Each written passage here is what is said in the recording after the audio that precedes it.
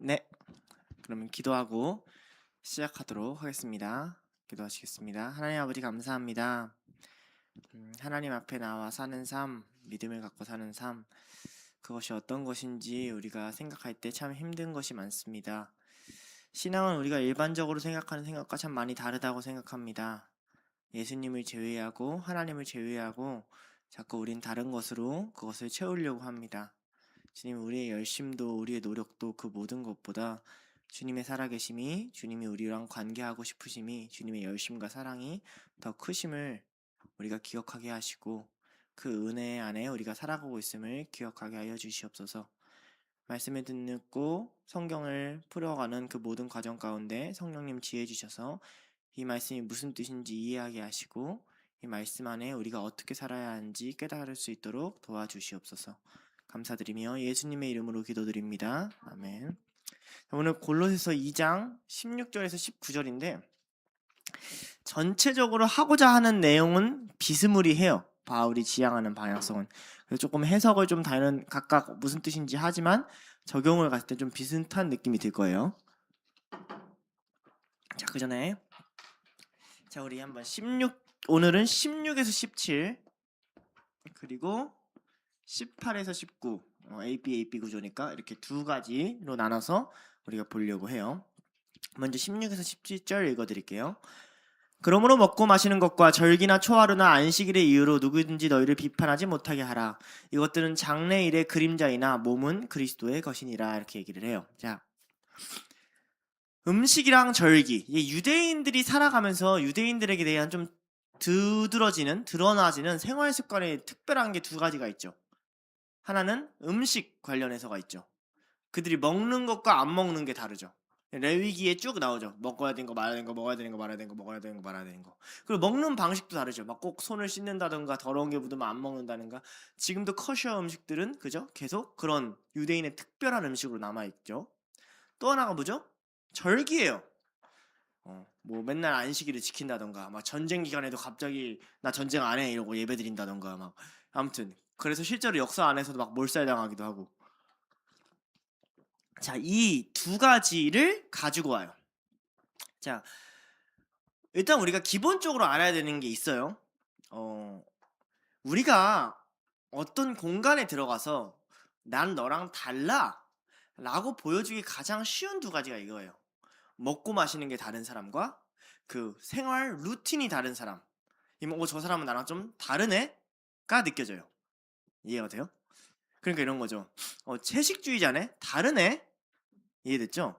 저 사람은 무슨 일하는 게 밤 9시에 시작해서 아침 6시에 끝나. 다르네. 그러니까 우리가 다르게 지키는 게 두 가지란 말이에요. 그리고 특별한 날이 달라. 어. 보통 사람들이 다 지키는 절기를 지키지 않고 자기만의 특별한 날들을 지켜. 나는 꼭 뭐 한 달에 한 번 나를 위한 시간을 만들어주는 사람이야. 너무 뭔가 좀 다르네. 이 다름을 느껴지게 하는 두드러진 두 가지고, 실제로 구약에서는 하나님이 그걸 통해서 이스라엘 백성을 거룩하게 하시고 하나님을 가르치는 도구로 썼어요. 근데 유대인의 식색깔과 절기가 지금 이제 골로새의 이야기가 아니라 한참 전으로 되돌아가 보면 포로기 시절에 굉장히 많이 깨져요. 그러니까 이제 느헤미야 전 이야기죠.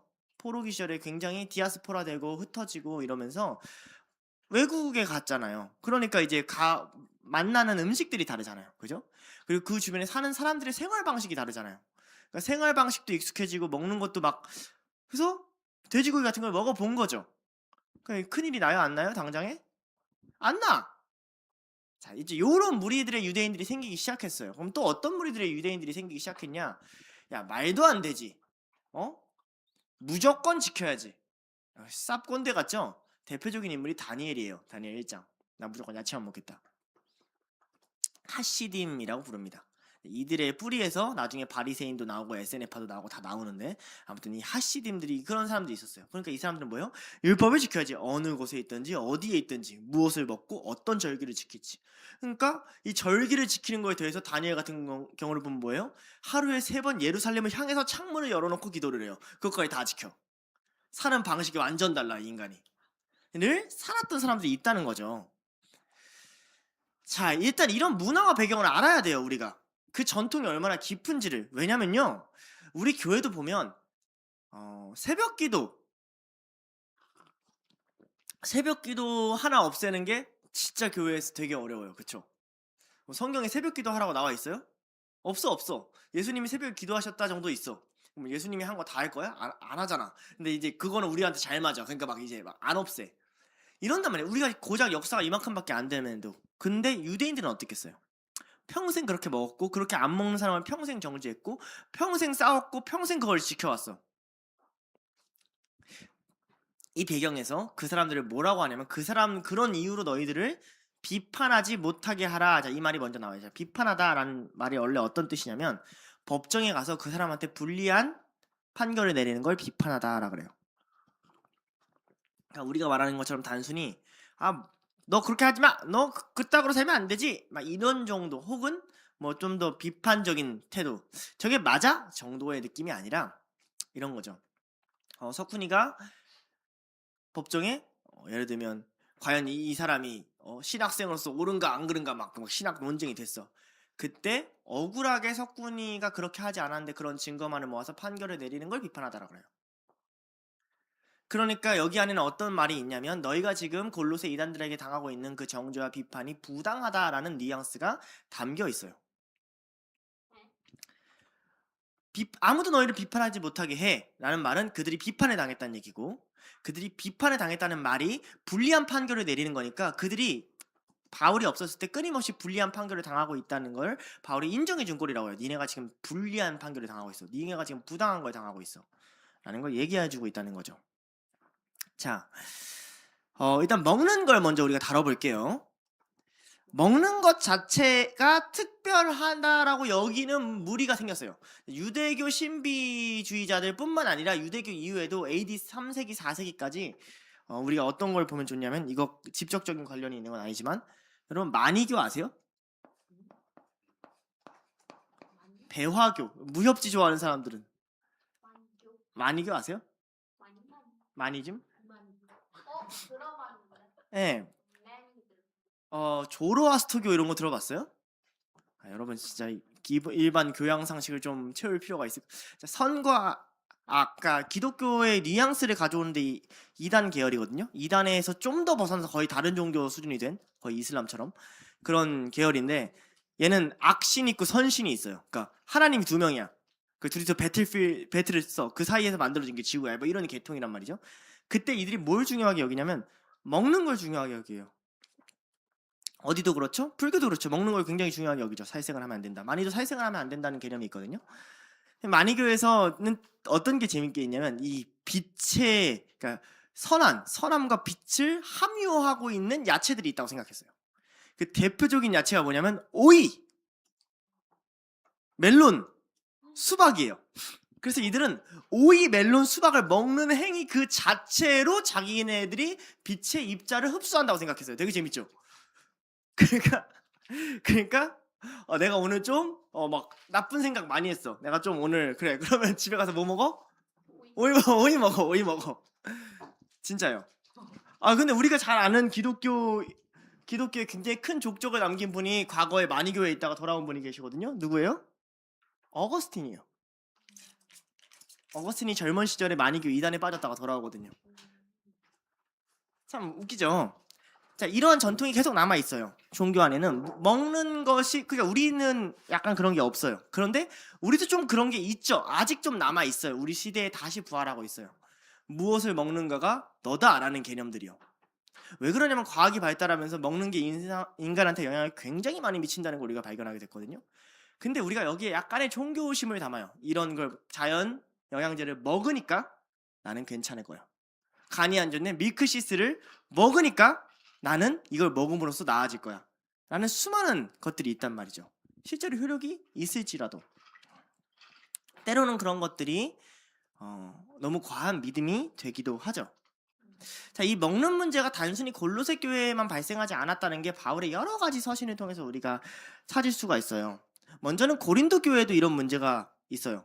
고린도 전서 8장과 10장의 두 개가 다 우상에 먹는 문제에 대해서 다뤄요. 특별히 고린도전서 10장 27절, 28절에 어떻게 먹어야 될지 이런 걸 이제 얘기를 해요. 자, 고린도전서 10장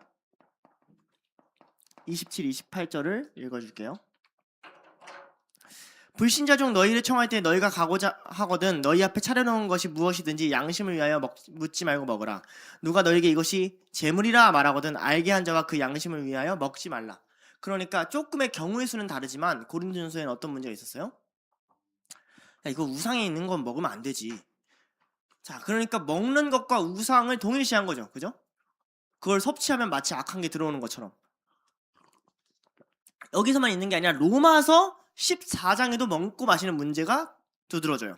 로마서 14장 전체가 먹고 마시는 문제를 갖고 있어요. 로마서 14장 2절에 보면 먹는 자는 먹지 않는 자를 업신여기지 말고 먹지 않는 자는 먹는 자를 비판하지 말라. 이는 하나님이 그를 받으셨습니다. 이렇게 나와요.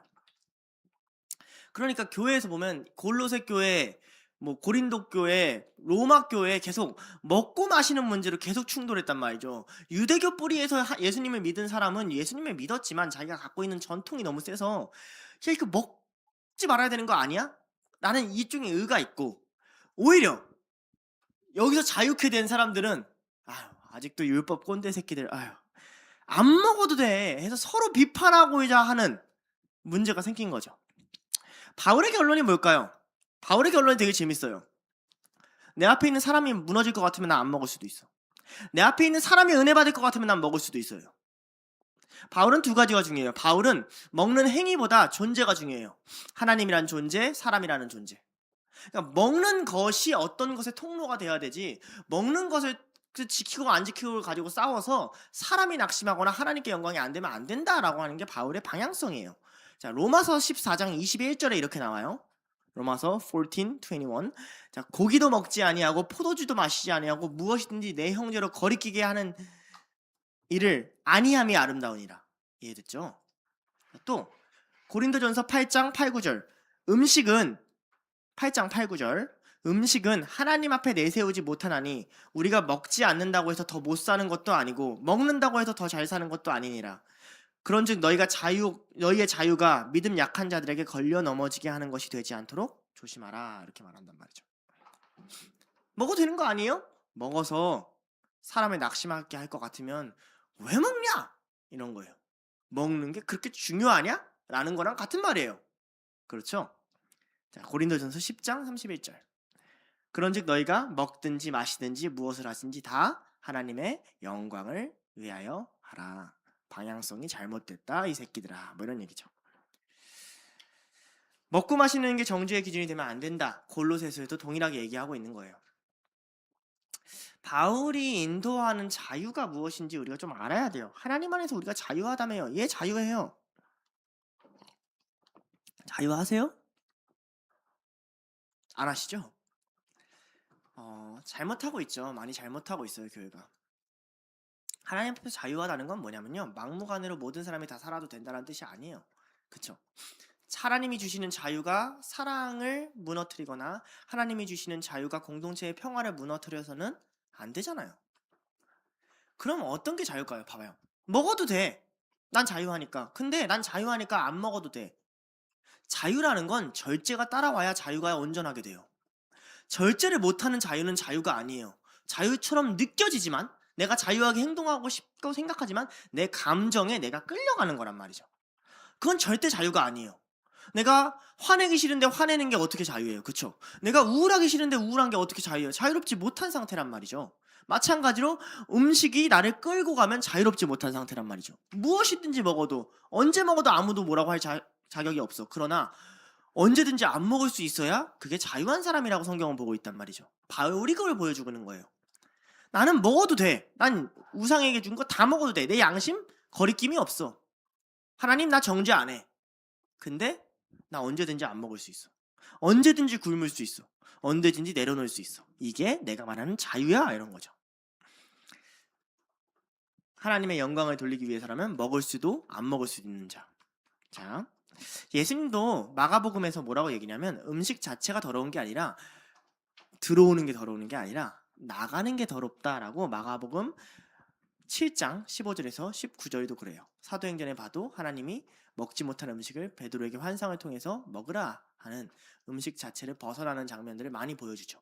성경에서 복음서 그리고 사도행전 그리고 바울의 편지 등에서 먹고 마시는 문제를 계속 반복하는 것은 그게 그만큼 신약 성경 전체의 교회 안에 문제가 되었다라는 거예요. 그리고 21세기의 오늘날에도 교회 안에도 여전히 성도들은 질문하죠. 술 마셔도 돼요? 네, 돼요. 그런데 먹든지 마시든지 주의 영광을 위해서 하세요.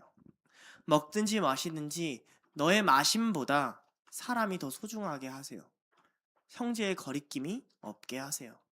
이게 바울이 주는 거예요. 그럼 이제 우리는 삐져가지고 에이 그럼 마시지 말라는 거잖아요. 진짜 마시고 싶어? 진짜 마시고 싶어 내가?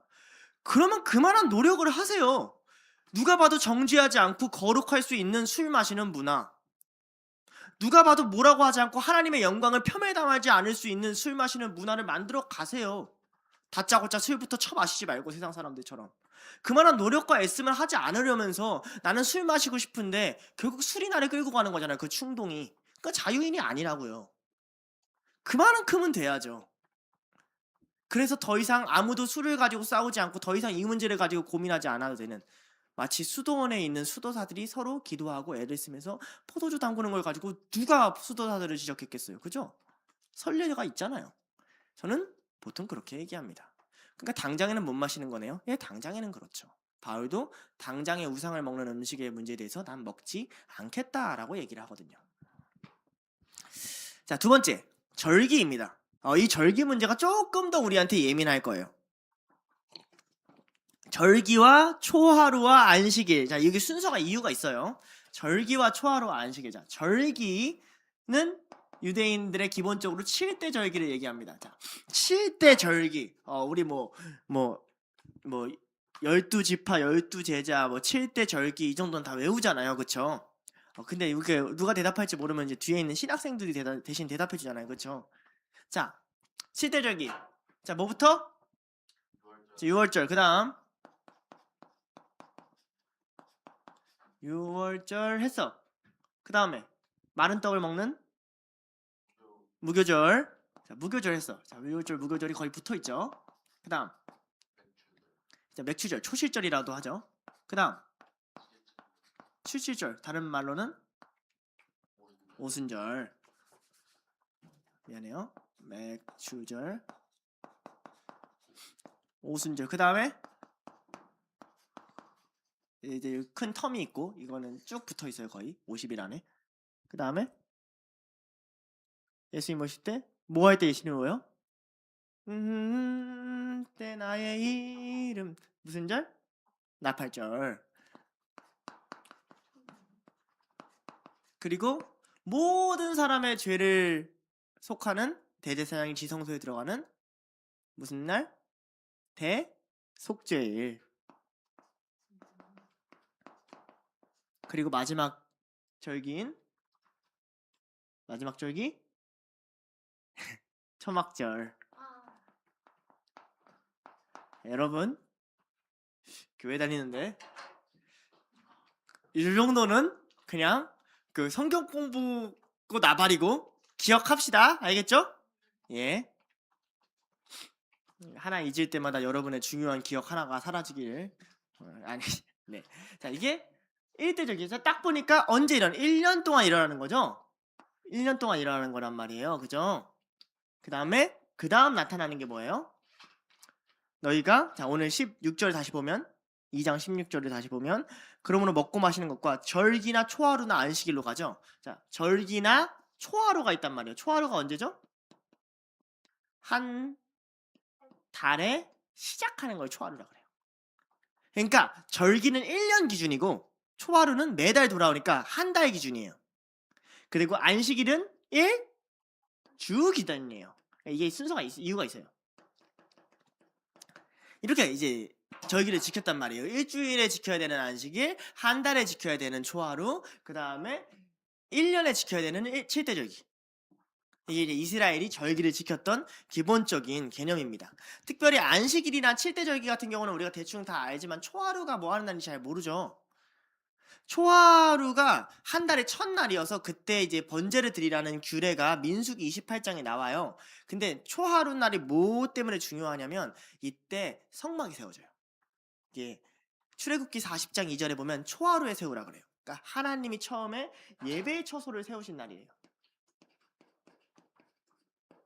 그래서 모든 어떤 달이 시작할 때 예배의 처소가 세워지는, 그때 하나님께 번제를 드리는 이런 규례가 있다는 거죠. 예배 되게 많이 드리죠. 매주 드리고 매달 드리고 매년 또 이건 막 일주일 절기 이런 것도 있으니까 되게 자주 예배를 드리는 민족이 이스라엘 민족이죠. 골로새 이단들이 와서 무슨 얘기를 한 거냐면 너네 왜 절기 제대로 안 지키냐 이런 얘기를 한 거예요. 너네 왜 초하루도 제대로 안 지켜? 쉽게 얘기해볼게. 이런 거예요. 야, 넌 수예배도 안 나면서 무슨 신앙이냐? 너무 하기 쉬운 말이죠. 이 말이 이해돼요? 안식일까지 거들먹거렸어요. 바울이 안식일까지 가죠. 이거 무슨 말이에요? 주일 성수는 해야지. 굉장히 강력한 비판이에요. 자, 절기를 지키지 않기 때문에 너희는 신앙인이 아니다. 예요. 우리한테 지금 먹고 마시는 문제보다 더 우리 한국교회에 뼈저리게 다가오는 문제는 이 문제일 거예요. 여러분 그거 아세요? 예수님이 가장 먼저 바리새인들이랑 부딪힌 논쟁이 뭔지?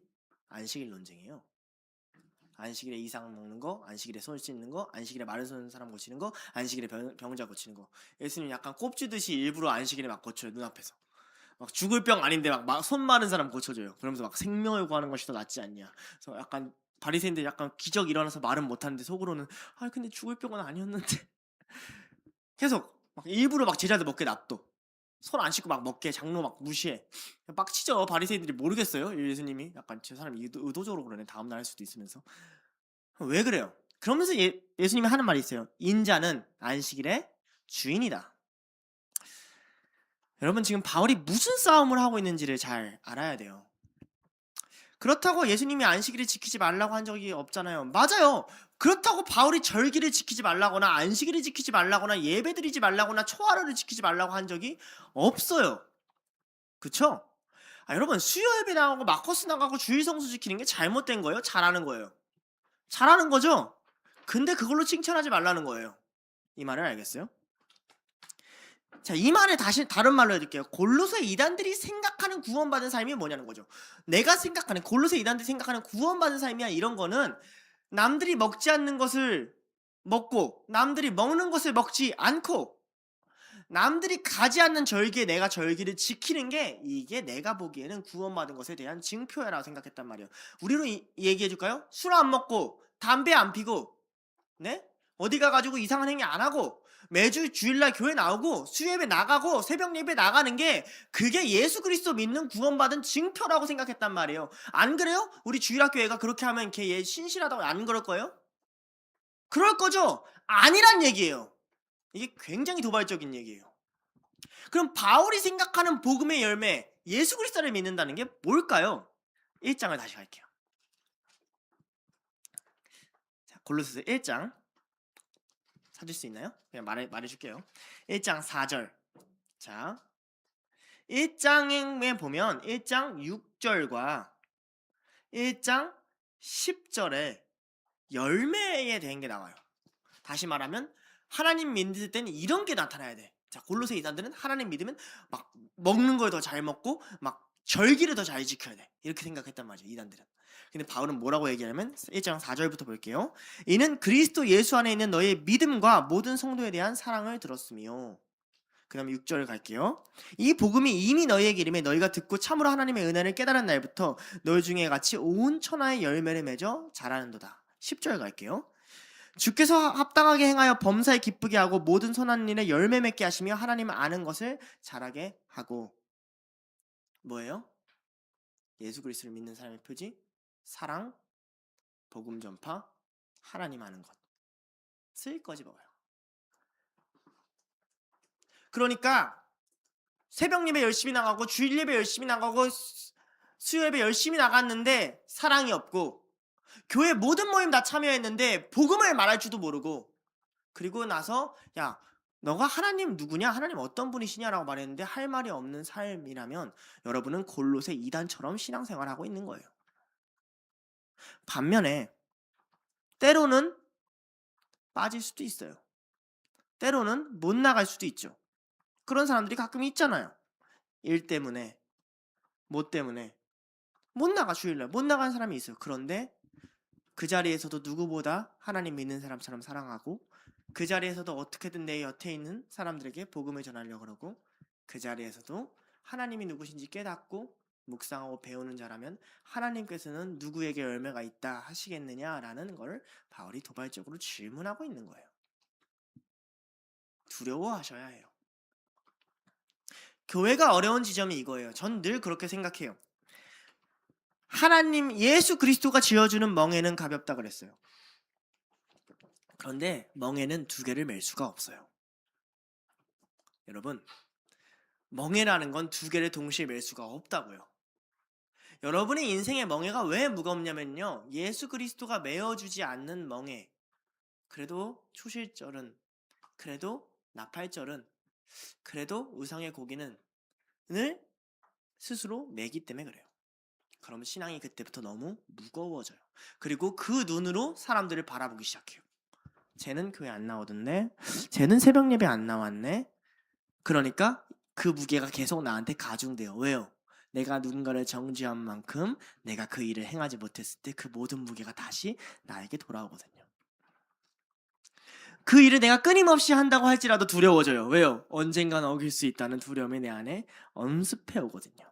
사랑은 그렇지 않아요. 복음을 전하는 삶은 그런 게 아니에요. 하나님을 아는 삶은 그런 게 아니에요. 이 얘기를 하고 있는 거죠. 자, 그러면서 이렇게 얘기를 해요. 17절, 2장 17절이 재밌게 얘기를 하는데요. 이것들은 장래일의 그림자다 이렇게 얘기를 해요. 장래일의 그림자. 직역하면 오는 것들의 그림자다라는 말이에요. 이제 우리가 여기서 이해해야 되는 말이 뭐냐면 그림자죠, 그림자. 그림자가 뭘 의미할까? 그림자가 이런 걸 의미해요. 자, 시편 144편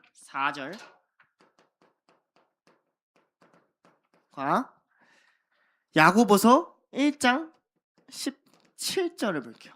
시편 144편 4절에 이렇게 쓰여 있어요. 사람은 헛것 같고 그날은 지나가는 그림자 같으니이다. 헛된 거 그림자 같다. 늘 성경에서는 같이 쓰이거든요. 헛된 것과 그림자. 허황된 것, 사라질 것, 실체가 없는 걸 의미해요. 야고보서 1장 17절. 온갖 좋은 은사와 온전한 선물이 다 위로부터 빛들의 아버지로부터 내려오나니 그는 변함도 없고 회전하는 그림자도 없으시니라. 하나님께서 내려오는 것이 실체가 있고 빛은 실체 있는 것, 보이는 것을 의미해요. 회전하는 그림자도 없다. 혼란스럽게 하고 혼돈과 험한 것이 그 안에는 없다라는 거죠. 그리스인들도 이것을 알고 있었어요. 이게 뭐냐면 대표적으로 플라톤이 얘기했던 동굴 비유예요. 동굴에 세 사람이 이렇게 묶여 있어요. 그리고 뒤에는 실제로 어떤 이제 그림자 놀이를 하는 거죠. 그 사람들은 이 동굴 벽면에 비친 뭐 사자 그림자 이런 걸 보는 거예요.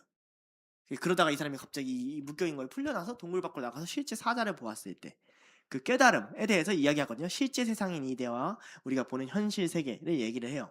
그러면서 이제 플라톤은 현실 세계가 그림자다 라고 얘기를 한단 말이죠. 성경도 그런 문화 속에서 쓰였어요. 헬라 문화와 유대 문화 둘 다. 근데 둘 다 동일한 의미를 갖고 있어요. 헛된 것, 무가치한 것, 그런 것들을 이야기하죠. 근데 히브리서 10장 1절이 여기서 조금 중요한 키워드를 연결해줘요. 히브리서 10장 1절에 이렇게 나와요. 율법은 이렇게 얘기해요. 율법은 장차 올 일의 그림자일 뿐이요 참 현상이 아니므로 해마다 늘 드리는 같은 제사로 나오는 자들을 언제나 온전하게 할 수 없느니라 라고 얘기를 해요. 율법이 그림자다라고 얘기하는 거예요. 율법의 실체가 없다 이렇게 얘기하는 거예요. 자, 근데 그림자에게는 두 번째 재밌는 의미가 있어요. 자, 봐봐요. 그림자 놀이를 했어요. 딱 해서 여기 손에 그림자가 이렇게 비쳤어요. 여기 화면에. 자, 그 말은 적어도 이 앞에 뭐가 있다는 거죠? 빛이 있고 또 손과 같은 것이 있다는 거죠. 이 말 이해가 돼요? 그림자가 비쳤다는 건, 자, 이게 이제 히브리인들이 갖고 있는 그림자의 두 번째 중요한 개념이에요. 그림자가 있다는 건 뭐냐면 저 뒤에 실체가 있다는 얘기예요. 율법이 하는 일이 이런 거라는 거죠. 율법은 예표다. 율법은 율법 자체를 지키는 게 아니라 율법을 통해서 지향하고 있는 무언가 실체에 도달하게 하는 게 원래 율법의 목표다라는 걸 얘기를 하는 거예요. 어떤 게 있을까요? 먹는 것과 먹지 만 것, 부정한 것과 부정하지 않은 것. 이게 나중에 어디까지 가요? 구원받는 자와 구원받지 못하는 자까지 간단 말이에요. 그래서 나중에 먹는 자와 먹지 못하는 자와 구원받는 자와 구원받지 못하는 자가 어떻게 바뀌어요? 먹는 게 성찬식으로 인해서 바뀌잖아요. 예수 그리스도를 먹어서 생명을 얻는 자와 예수 그리스도를 속에 품지 않고 생명을 얻지 못하는 자. 이게 레위기서부터 출발하는 개념이란 말이죠. 그러니까 율법은 이걸 보여주기 위한 원래 상징물이었다는 거예요. 절기는 어떨까요? 자, 볼까요? 절기가 상반기, 하반기로 나눠져 있거든요. 이 사이에 4개월이 텀이 있어요. 뭉쳐 있어요. 연초와 연말에 이렇게 나눠져 있어요. 1월 달쯤과 7월 달쯤에 이렇게 나눠져 있는데, 자, 6월절 뭘 상징해요? 우리 6월절은 알아야지. 6월절 뭘 상징해요? 6월절 어린 양의 피로 누가 죽었어요? 진정한 어린 양 대신 예수. 우리 알잖아요. 다 예표로 여기잖아요. 무교절은 딱딱한 빵을 먹는 게 핵심이 아니에요. 무교절의 핵심은 구원받기 전에 그들이 어떤 준비를 하고 어떻게 건져냄을 받았는가요. 예수님이 죽고 침묵이 있고 성토요일이죠. 그 무덤 안에 들어가시는. 자, 맥추절. 자, 부활의 첫 열매 누구예요? 예수 그리스도죠. 부활의 첫 열매. 부활이에요. 부활절이에요. 맥추절. 자, 그 다음에 오순절 뭐가 와요? 그렇죠. 그 첫 열매를 따라서 우리도 다 부활하게 하시려고 성령이 오셨단 말이에요. 그리고 텀을 살아가요. 나팔절 뭘까요? 나팔 보고 승리를 선포할 때, 마지막 전투 때예요. 예수 그리스도가 오셔서 세상의 모든 악을 멸하실 때. 그리고 어떻게 돼요? 대속죄일. 그때 이제 판결을 내리면서 모든 죄가 사라지고 이 땅에 모든 자들이 거룩해지고 지옥으로 이렇게 딱 나눠지는. 그리고 나서 뭐예요? 그들이 여호와의 장막에 나가고 이 종려나무까지를 들고 하나님을 반겨주는 초막절. 이게 아직 오지 않은 날, 이미 온 날. 우리도 예표적으로 이해하고 있잖아요, 율법을. 그렇죠? 근데 우리가 언제 늘 문제가 되냐면 율법을 예표적으로 이해하지 않을 때 문제가 돼요. 자, 볼게요. 그리스도인은 문신하면 돼요, 안 돼요? 돼요, 안 돼요? 졸지 말고 일어나고 깨어있으라. 이걸 그냥 예수님이 말씀하신 거니까 율법이 아니라 깨어있고. 돼요, 안 돼요? 안 돼요? 왜요? 레위기에서 문신하지 말라 그랬으니까? 그럼 왜 안 돼요? 문신이 아파서 십자가에 못 박히는 건. 이게 여러분의 문제가 뭔지 아시겠어요? 저와 여러분의 문제가? 왜 우리가 율법주의로 빠지는 줄 알겠어요? 사실 율법주의로 빠지는 이유는 율법 안에 담긴 예수 그리스도의 사랑과 의미를 발견하지 않으려는 노력이에요. 이해가 돼요? 예수 그리스도께서 왜 문신을 하지 말라는 율법을 레위기에 담으셨을까를 고민해야 돼요. 여러 가지 막 싸움을 하죠. 막 그때는 종교적인 거니까 뭐 내가 하는 건 종교적인 아니까 막 근데 그럼 뭐 눈썹 문신은 괜찮나요?부터 시작해서. 문신에는 이런 의미가 있어요. 약간 좀 오프 더 토픽이지만 종교적인 의미도 있어요. 근데 문신은 살에 무언가를 새겨서 영구적으로 남게 하는 무언가예요. 이 문신이 충돌하는 개념이 있어요. 내가 어떠한 것을 어떠한 상징을 내 몸에 영구적으로 새긴다는 것과 충돌하는, 하나님이 이스라엘 백성에게 영구적으로 새기려고 하는 게 있어요. 그게 뭐예요? 할례예요.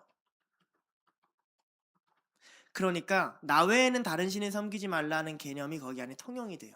너희 안에 유일하게 새기는 문신과 같은 게 있어요. 그게 할례예요. 이해가 돼요? 그래서 그리스도를 만나면 예수 그리스도의 흔적을 제외한 다른 흔적은 너희 안에 어떤 것도 새기지 말라라는 게 돼요. 굉장히 깊은 의미까지 나아가요. 그렇죠? 이건 좀 차치하고, 골로새이단이 했던 문제가 뭐죠? 거기까지 가기 싫은 거예요. 난 문신 안 했어. 나는 의로와가 돼요. 결국에는 그런 말을 하길 의도하지 않아도. 율법을 어떻게 볼 것인가를 바울이 도와주고 있는 거예요. 왜냐면 우리는 늘 율법 때문에 싸워요. 교회 안에서도 율법 때문에 힘들고요. 예수님이 그렇게 율법 강요 안 해도 스스로 율법주의자가 되는 사람들도 있어요. 난 왜 그런지는 모르겠는데 난 좀 자유로운 영혼이라 가지고 막 수업 빠져도 막 괜찮거든요. 안 찔리거든요. 약간 뭐 하나님이 날 받으셨는데 막 약간 이런 게 있는데 근데 이제 좀 이제 양심은 있으니까 이제 그 시간을 좀 거룩하게 쓰죠. 좋은 대화하고 막 아무튼 근데 자 봐봐요. 율법에는 율법이 담고 있는 내용이 있고요. 그 내용을 지키라는 형식이 있어요. 율법주의는 뭐냐면 여기를 향하는 게 율법주의예요. 형식으로 향하는 것. 그러니까 안식일에 일하지 말라의 내용을 싹 지워놓고 그 형식을 가지고 계속 싸워요. 랍비들이 굉장히 오랫동안 싸워요. 실제로 문헌에 보면 일하지 말라는 건 뭐 몇 걸음을 걷지 말라는 것이다. 아니다, 그건 아니고 돌을 던진 만큼이다. 왜 돌을 던진 만큼이냐면 돌을 던졌을 때 나가는 그게 한 인간의 한계가 있기 때문에 그 이상을 넘어가는 것은 뭐 일하는 진짜 문헌에서 그들이 하는 고민이 있어요. 그런데 그게 다 뭐에 치중돼 있죠? 형식에 치중돼 있어요. 예배 팀에서도 이게 제일 문제예요. 예배 내용과 예배 형식. 좋은 형식을 갖는 건 좋지 않습니까, 리더님? 예, 좋은 형식을 갖는 건 좋죠. 좋은 형식은 어디로부터 올까요? 좋은 내용으로부터 와요. 근데 율법의 내용을 왜 그들이 제대로 못 채웠을까요? 바울의 표현은 그들이 죄를 마주하기 싫기 때문이고 그들이 하나님을 경외하기 싫기 때문이라 그래요. 근데 다른 말로 하면 율법의 내용이 곧 예수 그리스도이기 때문에 그래요. 그러니까 예수 그리스도는 율법의 완성임과 동시에 예수 그리스도가 담기지 않는 율법은 온전한 율법이 아니므로 그들이 아무리 애를 써도 온전한 율법에 다다를 수 없어요. 모든 율법과 규칙, 교회에서 만들어내는 모든 규칙은 반드시 예수 그리스도가 어떤 분인지를 드러내기 위하여 존재해야만 하고 그 방향성을 향해서 해석되어야만 하고 그 방향성 안에서 변화되어야만 해요. 그렇지 않으면 어떻게 돼요? 새벽 예배 가라는데 아무도 왜 새벽 예배 가야 되는지 설명해 줄 수 없는 교회가 돼요. 그럼 신앙이 좀 슬퍼져요. 그때부터. 일단 나가면 은혜 받을 거야. 막 이렇게 돼요. 자, 그러면서 이런 얘기를 해요. 17절에 몸은 그리스도의 것이니라. 여기서 몸은 소마라는 헬라어인데 전신을 얘기해요. 정신부터 몸의 전부다를 이야기하는데 골로새 1장 18절부터 계속 반복했죠. 그리스도는 몸된 교회의 머리다 이렇게. 그 너희는 몸이다 이렇게. 몸은 그리스도의 것이다. 똑같은 얘기하는 거 아닌가? 근데 맥락상 좀 이상하잖아요. 먹지 말고 마시지 말고 그림자고 몸은 그리스도의 것이다. 갑자기 왜 나와요? 몸은 그리스도의 것이다. 자, 봐봐요. 먹는 것과 마시는 것은 뭐예요?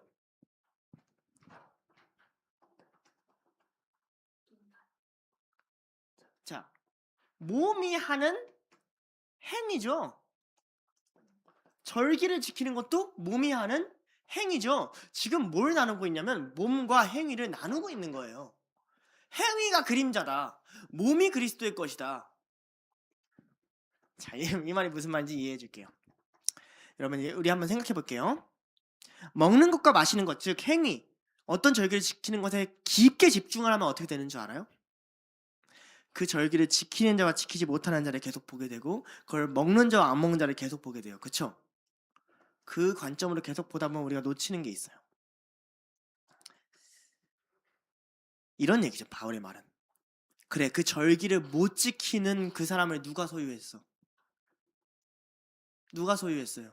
예수가 소유했죠. 그 먹는 걸 못 지키는 사람을 누가 소유했어요? 예수가 소유했죠. 그럼 그를 향한 비판은 누구를 향한 비판이에요?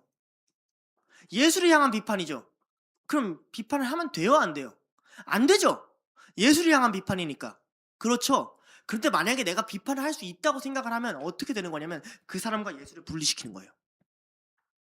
그렇죠? 내가 예수님 앉혀놓고 예수님 왜 그 절기를 지키지 않으십니까를 말을 못할 거라면, 그런데 내가 이 사람한테 너 왜 안 나와를 얘기할 거라면, 그 말은 내가 이 사람을 볼 때 이 사람을 몸으로 보지 않았다는 거예요. 이 사람은 예수 그리스도의 걸로 보지 않았다는 거예요. 행위에 중심할 때 이런 위험함이 생겨요. 교회를 볼 때, 사람을 볼 때 그것을 예수 그리스도의 것으로 보지 않고 예수 그리스도로 보지 못하게 만들어요. 정죄하면 그래서 정죄를 하는 사람한테 더 불행해요. 이미 예수는 그렇게 안 보는데 예수랑 그 사람이랑 분리시켜요. 율법이 지향하고 있는 방향과 정반대라는 거죠. 율법이라는 게 왜 만들어졌어요? 하나님과 이스라엘 백성을 가깝게 하기 위해서. 예수와 너희가 하나 되게 하기 위해서. 그 몸과 그리스도를 가깝게 보이게 하기 위해서 존재하는 게 율법이거든요. 그러니까 어떤 행위가 옳은 행위예요? 그 행위를 함으로써 내가 저 사람이랑 예수님이랑 같이 볼 수 있게 하는 행위가 좋은 행위예요. 자, 예수가 율법을 완성함으로써 율법의 역할이 바뀌게 되는 거죠. 먹든지 마시든지 하나님의 영광을 위해서 하라는 건 이런 얘기예요. 내 개인이 내가 주님을 위해 마시겠습니다. 이거 너무 웃기잖아요. 아니, 말은 돼. 근데 감이 와요? 여러분, 주님을 위해서 뇨끼 파스타를 먹겠습니다. 이게 감이 와요? 안 오죠? 먹든지 마시든지 하나님의 영광을 위해서 하래요. 자, 하나님의 영광을 위해서 하래요. 하나님의 영광이 뭘까요?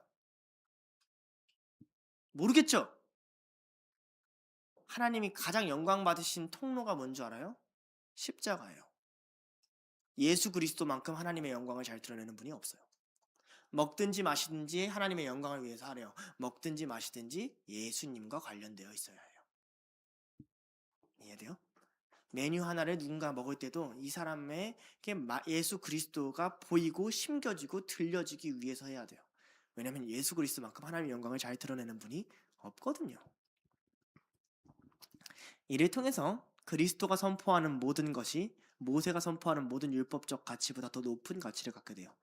형식보다 더 높은 내용이 나타나게 되는 거죠. 적용할게요. 그러니 우리는 늘 이런 개념을 갖고 있어야 돼요. 교회 안에 우리가 지을 수 있는 가장 쉽고 또한 매우 큰 죄는 곧 정죄예요. 왜냐하면 이 정죄는 우리로 하여금 그 사람을 예수 그리스도와 분리됐다고 선포하게 만들어요. 내가 누군가를 정죄를 계속하는 순간 그 사람은 어떻게 받아들여지냐면, 그러면 난 예수님의 몸이 아닌 거네. 그럼 내 구원은 내가 내 힘으로 이루어야 되는 거네로 받아들이게 돼요.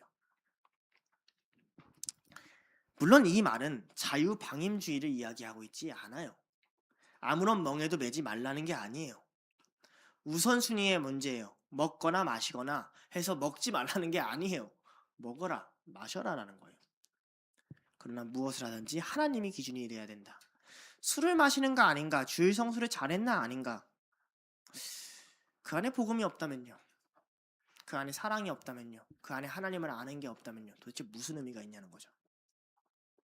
그래서 앞에서 바울이 자꾸 뭐라고 하냐면, 너희는 하나님을 알았다, 너희는 사랑을 하고 있다, 너희는 이미 그리스도를 깨달았다, 너희는 필요가 없다, 이 얘기를 하고 있는 거예요. 쓸데없는 걸 싸우면 본질적인 걸 놓친다. 반대로 얘기할게요. 이게 이단이 하는 일이에요. 다른 말로 할게요. 이단이 아니고 누가 하는 일일까요? 우리 삶 속에 사탄이 하는 일이에요. 행위를, 형식을 내용보다 앞서 가져와서 사람들을 안에 정죄를 심어주고, 정죄를 심어줌으로 우리의 사고가 예수 그리스도로 분리되게 만들어 스스로 나락에 떨어지는 이 자연스러운 프로세스. 안 경험해 보셨어요? 경험해 봤죠?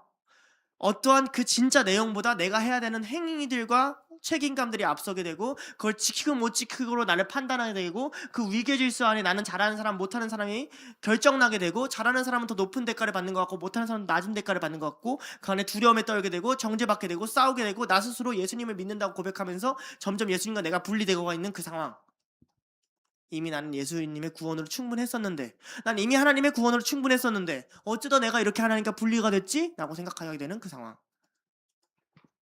아니라는 거죠. 그럴 바에는 과감히 내려놓으라는 거예요. 그럴 바에는.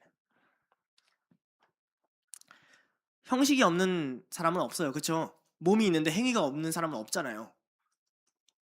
그러니까 여러분, 내용에 충실한 형식을 우리 만들어 갑시다. 내용에 충실한 형식. 여러분, 마음에 충실한 형식 말고요. 우리는 대다수 자유를 주면 우리 마음에 충실한 형식을 만들잖아요. 개꿀 야식 먹어야지 막 이거잖아요. 말고 내용에 충실한 형식. 예수 그리스도가 충실히 드러나는 행위. 그걸 위해서라면 예배 시간도 바꿀 수 있고 예배 스타일도 바꿀 수 있고 다 바꿀 수 있어요. 예수 그리스도와 가까워지는가 멀어지는가 이게 가장 중요한 기준점이 돼요. 18, 19절 갈게요.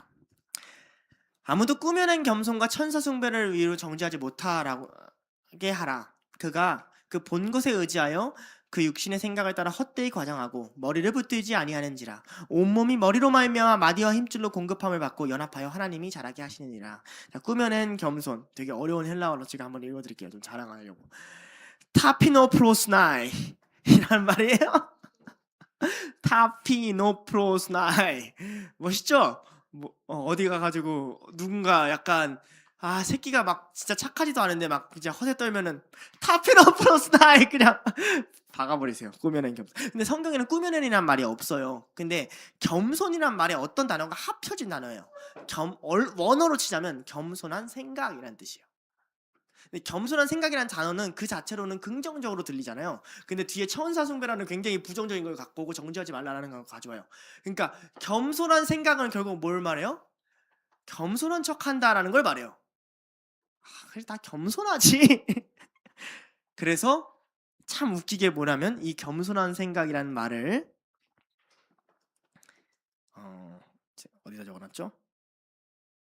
고린도 잠시만요.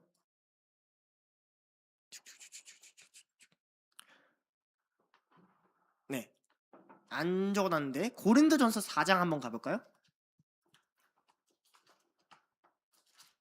이 타피노프노스나이가 뒷페이지에 적어놨나? 여기 있네요. 자, 겸손하다는 뜻인데 미안해요. 이거 순서대로 가면 좀 어렵겠네요. 다시.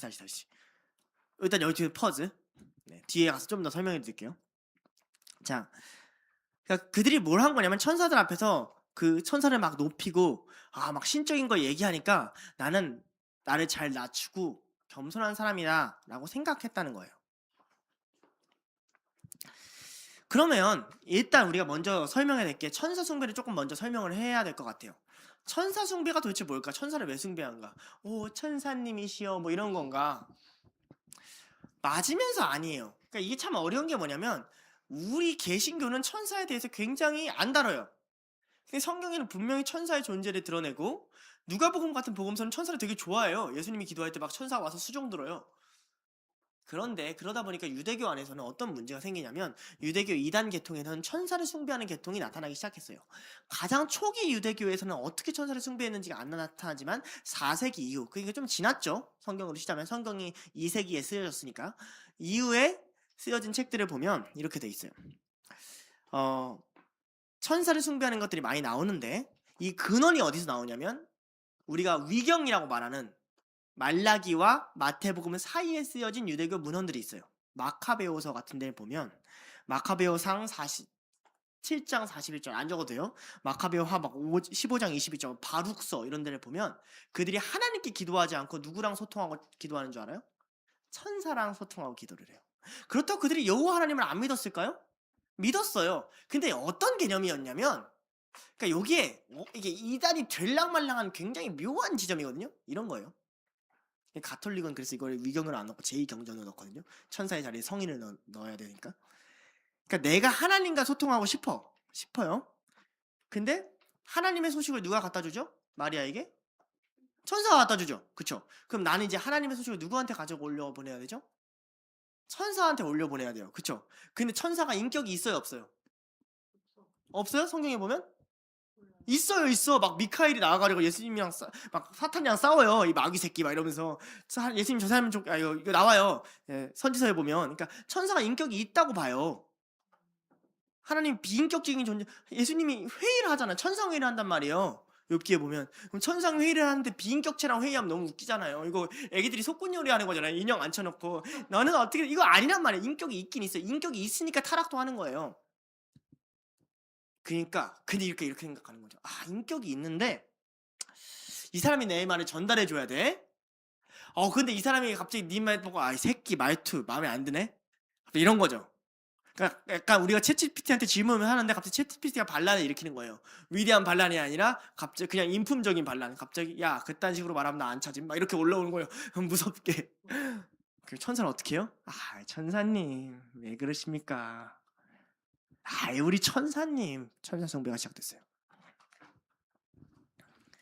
성경에 등장하는 케루핌, 선지자에 등장하는 미카엘, 가브리엘을 제외하고도 천사의 계급도를 따지기 시작했고요. 높은 천사와 낮은 천사를 얘기하기 시작했고 그 계급도가 11세기의 유대교까지 확장이 돼요. 유대교 신비주의의 문헌 안에서는 나중에 11세기에 카발라라는 유대교 신비주의 종파가는 이걸 아주 확장해가지고 천사에게는 어딘가에 판타지 많이 좋아하는 사람 들어봤을걸요? 9가지 계급이 있고 뭐 지천사 무슨 천사 무슨 천사 무슨 천사 무슨 뭐 지랄을 해놨어요. 아주 그냥.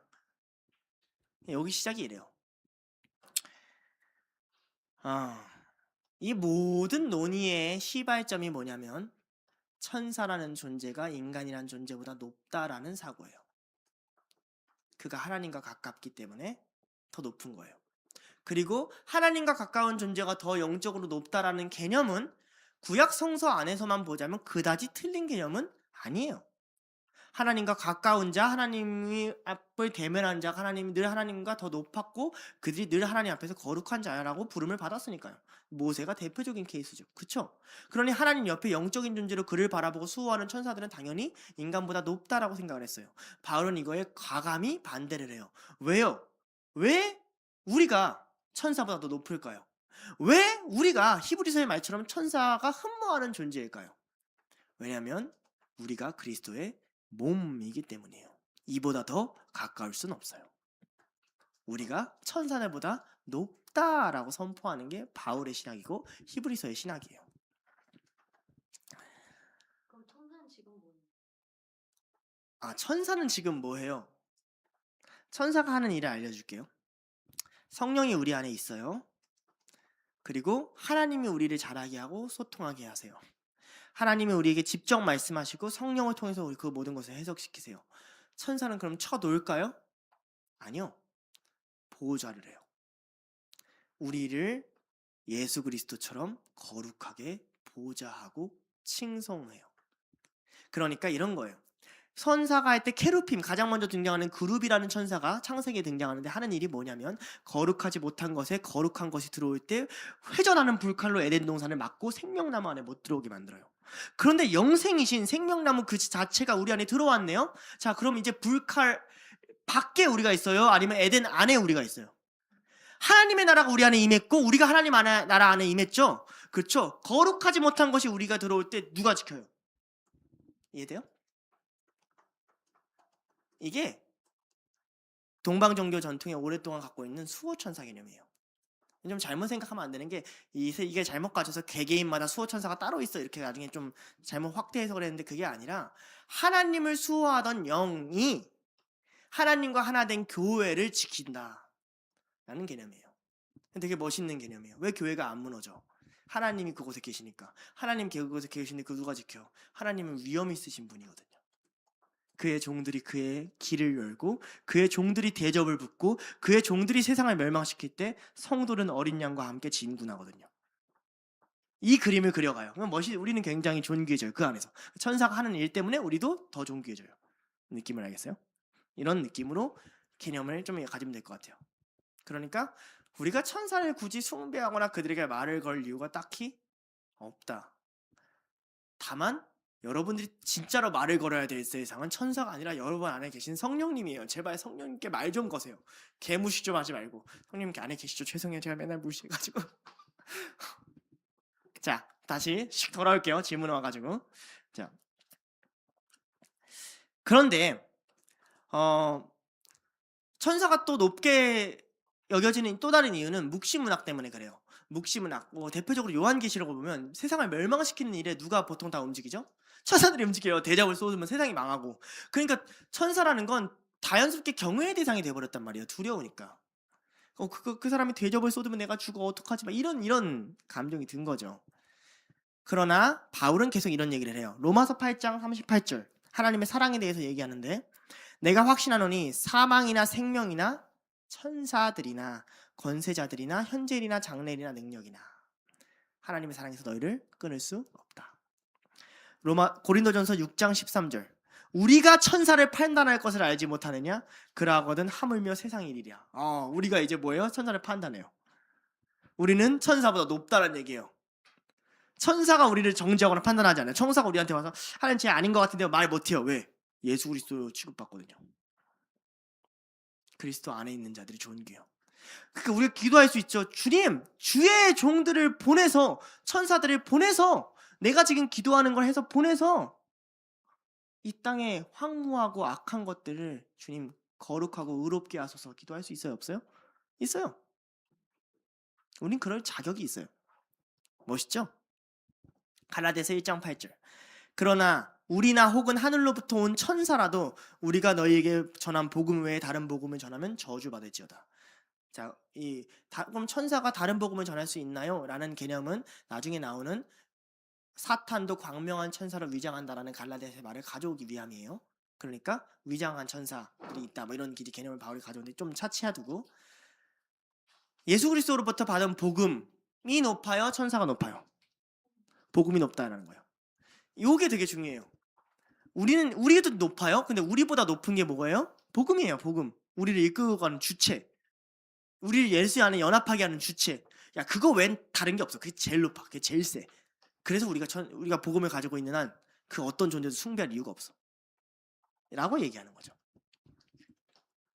다른 부분에서 계속 바울은 위계 질서를 정리를 해요. 근데 참 재밌는 건 골로새서와 가장 비슷한 책이 뭐죠? 골로새 내용은 70%를 담고 있는 바울의 편지가 있는데 그게 말이에요. 에베소서예요. 봐봐요. 신학생 이유가 있어요. 다 공부하는 게 헛되지 않았어요. 에베소서. 근데 에베소서에는 천사 숭배 내용이 없어요. 그러니까 이 문제는 아마 골로새 교회에 두드러지는 문제였을 거예요. 두 편지의 내용이 70% 비슷한데 여기 있는 내용이 있고 없는 내용이 있다는 것은 그건 이 상황에서만 필요한 내용이라는 거잖아요. 그렇죠? 골로새 교회는 특별히 더 두드러졌을 거라고 봐요. 바울은 뭐라고 얘기하냐면 이렇게 얘기를 해요. 너희를 정죄하지 못하게 하라. 그가 그 본 것에 의지하여 그 육신의 생각을 따라 헛되이 과장하고 이렇게 얘기하니까 뭔가 봤나 이 사람들이 이렇게 느껴질 수가 있죠. 이 말은 뭐냐면 바울이 천사라는 존재 자체를 부정해요 안 해요? 안 해요. 천사가 없다고 얘기하고 있지 않아요. 천사가 있다고 얘기를 해요. 데살로니가전서 4장 16절에 천사장들이 하나님과 같이 나타날 걸 좀 이야기도 해요.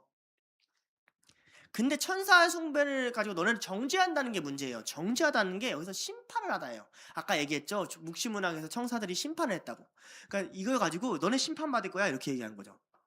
이 천사 몰라 너? 너 심판받을 거야. 그러니까 천사한테 잘해야 돼. 그럼 잘하면 숭배하게 되지. 이런 개념이란 말이죠. 어떻게 잘해야 되나요? 천사가 보기에 하나님 보기에 그렇게 금욕적으로 살아야지를 가져왔다는 거예요. 먹지 말고 똑바로 모든 걸 다 지켜서 제한하고 살아야지 를 주장했다는 거예요. 이단들이 그런 거 잘해요. 그렇게 사는 거 잘하고. 자, 그런 상상력을 가미한 거죠. 그러면서 뭘 얘기해요? 여기 보면 그 본 것에 의지해요.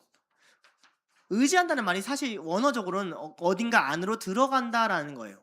그러니까 어딘가 안으로 들어가서 봤다라는 거예요. 이게 왜 그러냐면 그 당시에 그리스 같은 신전을 보면 델피 신전 같은 데를 보면 기둥이 있고 양식이 있으면 여기 안쪽에 연기랑 향을 피워놓고 이 제사장이 앉아 있고 여기서 신탁을 받아요. 신탁.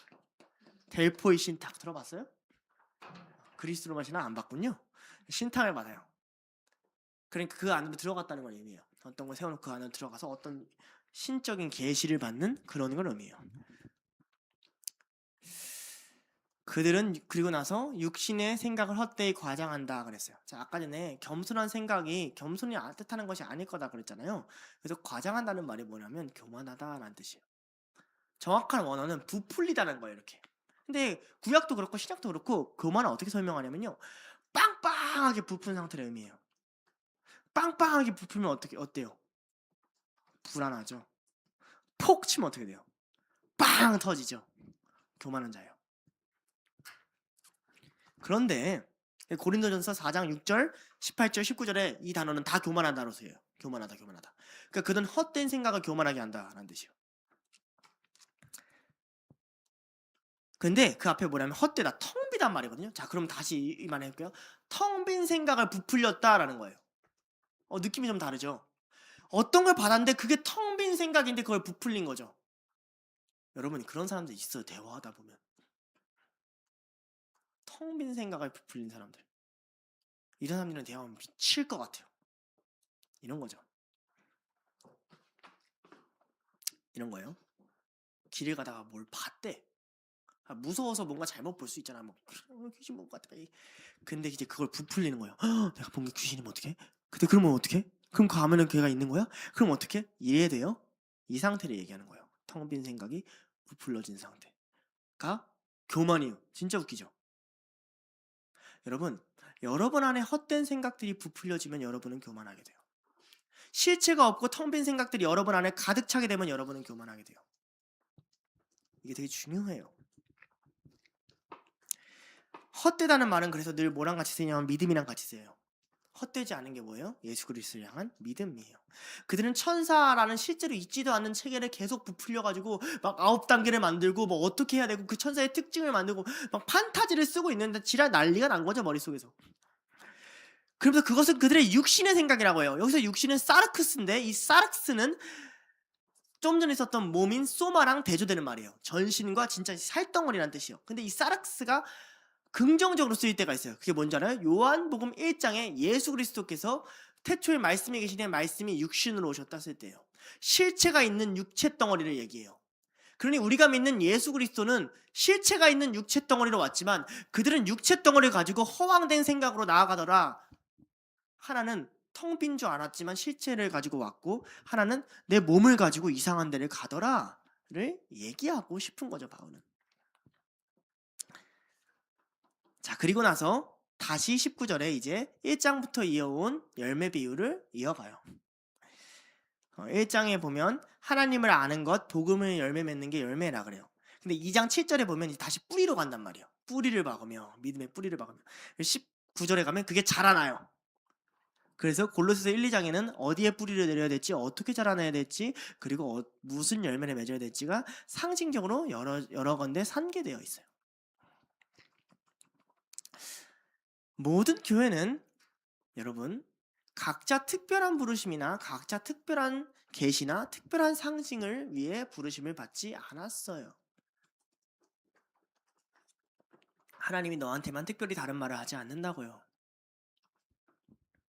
우리는 그걸 원해요. 솔직히 주님, 나의 향한 뜻은 무엇입니까? 날 향한 계획은 무엇입니까? 아니에요. 우리가 같이 자라나요.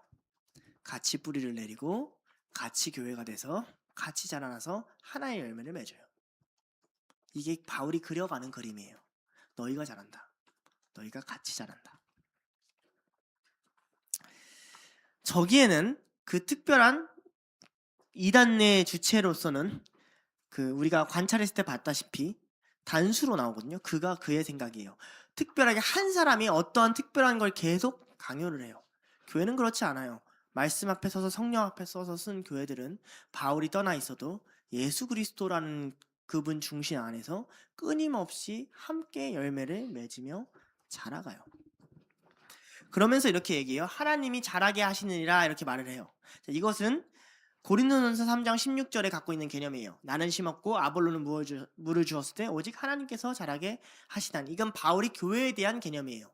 이게 없으면 목회자들 다 망해요. 교회는 누가 자라게 해요? 교회는 누가 자라게 해요? 하나님이 자라게 해요. 둘로스 누가 자라게 해요? 하나님이 자라게 해요. 가정 누가 키워요? 하나님이 자라게 해요. 여러분 누가 자라게 해요? 하나님이 자라게 해요. 왜 자꾸 자라려고 그래요? 하나님이 자라게 해요. 하나님이 공급하세요. 예수 그리스도를 우리 안에 넣으세요. 죽은 마음에 예수 그리스도를 넣어서 그 안에 꽃을 피우세요.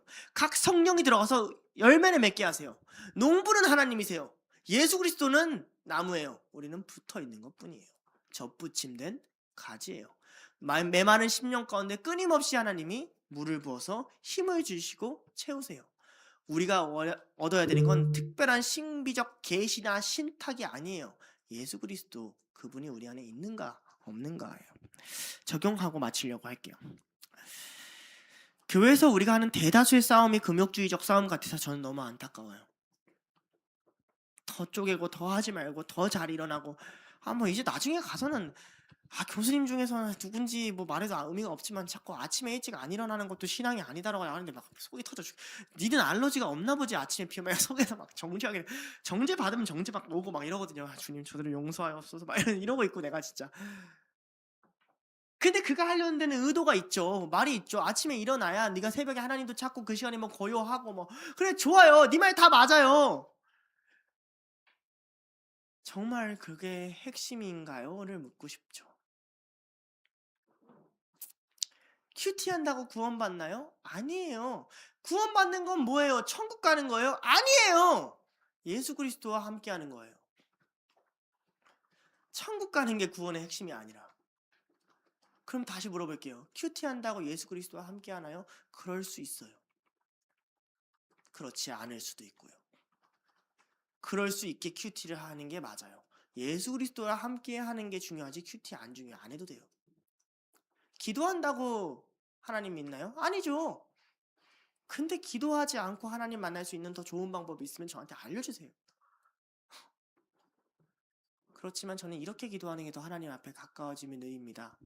자, 그럼 제가 여기서 분별해 줄 건 네가 만나는 게 하나님인지 아닌지, 개인적인 신비인지 아닌지 이것만 제가 분별해 줄 거예요. 그게 만약에 진짜 예수 그리스도고 성경과 맞고 공동체와 맞고 교회와 맞다면 기꺼이 해야죠. 그걸 더 이 사람이 특출나게 잘해. 이 사람을 세워가지고 이걸 할 수 있는 사람을 모아야죠. 이 은혜가 흘러가는데 교회는 그렇게 움직여야 된다고요. 언제든 안 할 수 있고 언제든 할 수 있고. 왜요? 근데 왜 자꾸 금욕주의로 갈까요? 왜냐면 금욕주의는요 종교의 가장 기본적인 형태예요. 종교적이기 제일 쉬운 게 금욕이에요. 그죠? 그래서 그래요. 여러분 종교를 믿지 마세요. 종교가 필요하죠. 형식이니까. 근데 종교를 믿지를 마세요. 예수를 믿으세요. 예수를 믿으세요. 그래서 그 안에서 생명력을 얻고 여러분 한 사람의 특별함이 아니라 그의 몸된 이 모든 교회의 특별함을 여러분이 소유하기를 간절히 소망합니다. 기도하고 마치겠습니다. 기도하시겠습니다. 하나님, 바울을 통해서 우리에게 주신 자유를 다시 한번 깨닫게 해주셔서 감사합니다. 중요한 말씀인데 자꾸 오늘 하루 잘 적용해보고 살려다 보니까 좋은 마음으로 한 건데 주님을 놓치게 되네요.